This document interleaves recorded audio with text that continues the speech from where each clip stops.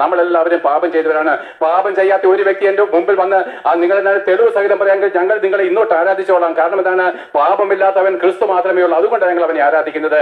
അതേപോലെ നിങ്ങളിൽ ഒരു പാപവുമില്ലെന്ന് പറഞ്ഞാൽ നിങ്ങൾ ദൈവമാണ് അതിന്റെ അർത്ഥം. വെളിച്ചം മാത്രമുള്ള ഇരുട്ടൊട്ടുമില്ലാത്ത ഏക വ്യക്തി കർത്താവ് മാത്രമുണ്ട്.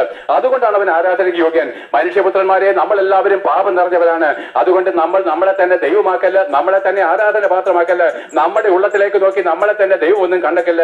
ദൈവം ഇതാ അത്യുന്നതനായിരിക്കും ദൈവം സ്വർഗസിംഹാസനത്തിൽ വാണരുളുന്നു. ആ ദൈവം തന്റെ പുത്രനെ ലോകത്തിലേക്ക് അയക്കുമ്പോൾ സകലതും സൃഷ്ടിക്കപ്പെട്ടവനായിരിക്കുന്ന സകലത്തിനെ സൃഷ്ടിഭൂതനായി തീർന്ന ഈ യേശുക്രിസ്തുവിനെ ലോകത്തിലെ ഒരു മനുഷ്യനായിട്ട് അയക്കുമ്പോഴേ അവൻ ഈ ഭൂമിയിലേക്ക് കടന്നു വന്നത് പുരുഷ രക്തം കൂടാതെയാണ്. ഈ ഭൂമിയിൽ പാപമില്ലാതെ ജനിച്ച ഒരു വ്യക്തി യേശുക്രിസ്തു മാത്രമാണ്.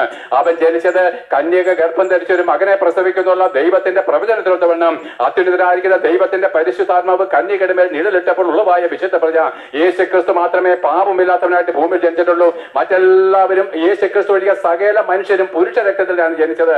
അതുകൊണ്ട് അവരെല്ലാവരും പാപികളാണ്. പ്രിയപ്പെട്ട യേശുക്രിസ്തുവിന്റെ അമ്മ മറിയെ പോലെ അതാണ് പരിശുദ്ധ മറിയം എന്ന് പറയുമ്പോൾ അവൾ വിശുദ്ധീകരിക്കപ്പെട്ടത് ദൈവത്തിന്റെ ആത്മാവ് കിട്ടുമ്പോഴാണ്. അവളും ജനിച്ചത് ഒരു പുരുഷ രക്തത്തിലായതുകൊണ്ട് നിങ്ങളെ പോലെ ഒരു സ്ത്രീ മാത്രമാണ് അവള്. എന്നാൽ അവൾ ദൈവഭക്തിയായിട്ട് ദൈവത്തിന്റെ ഇഷ്ടം ചെയ്യുമെന്ന് ദൈവത്തിന് ഉറപ്പുള്ളത് കൊണ്ട് യേശുക്രിസ്തുവിനെ ഗർഭം ധരിപ്പാനായിട്ട് ദൈവം അവളെ തെരഞ്ഞെടുത്തതേ ഉള്ളൂ. യേശുക്രിസ്തു അല്ലാതെ ആരും സ്വർഗത്തിൽ നിന്ന് വന്നിട്ടില്ല. അവൻ മാത്രമേ പരിശുദ്ധാത്മാവിൽ ജനിച്ചിട്ടുള്ളൂ. അതുകൊണ്ട് ആ യേശുക്രിസ്തുവിൽ പാപമില്ല. ആ പാപമില്ലാത്ത രക്തം ചൊരിഞ്ഞെങ്കിൽ മാത്രമേ ആ രക്തത്താലല്ലാതെ പാപമോചനമുള്ള വിമോചനമില്ല. അതുകൊണ്ട് ആ പരിശുദ്ധനായിരിക്കുന്ന ദൈവം തന്റെ ഏകജാതനെ പുത്രനെ മനുഷ്യ ശരീരത്തിന്റെ സാദൃശ്യത്തിൽ ലോകത്തിലേക്ക് അയക്കുമ്പോൾ പാപമില്ലാത്തവന്റെ രക്തം ഭൂമിയിൽ ചൊരിയപ്പെടുകയും നമ്മുടെ പാപത്തിന്റെ ശിക്ഷയായിട്ട് അത് കണക്കാക്കുകയും അതിൽ വിശ്വസിക്കുന്നവർക്ക് പാപമോചനം സൗജന്യമായിട്ട് കൊടുത്ത് നരകാഴ്ചയിൽ കിടക്കും നമ്മളെ സ്വർഗത്തിലേക്ക് മടക്കി കൊണ്ടുപോകാൻ യേശുക്രിസ്തു എന്ന ഏക പുരുഷന് മാത്രമേ കഴിയത്തുള്ളൂ.